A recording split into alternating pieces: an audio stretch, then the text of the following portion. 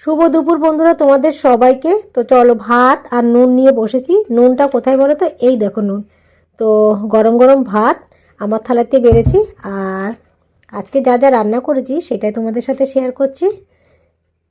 এই যে, এটা হলো মাছের তেল, তবে এটা না আজকে রান্না করিনি।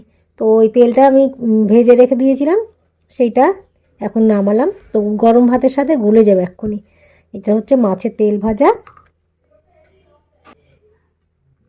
এটা হলো গাজর ভাজা। এই বাটিটা এখন নিয়ে আসলাম। তো আজকে করেছিলাম ডিমের ঝোল।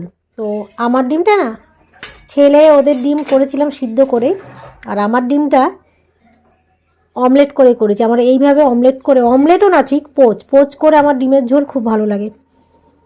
তো গরম গরম ডিমের ঝোল, আর এই যে মাছের তেল ভাজা নিয়েছি, আর গাজর ভাজা, আর দ্বারা একটু আচার নিয়ে নিই। এইখানেই এই যে চালতার একটু আচার নিয়ে নিলাম। তো এই যে হয়ে গেল 4 ভাগের। তো চলো, এই ছিল আজকে দুপুরের মেনু।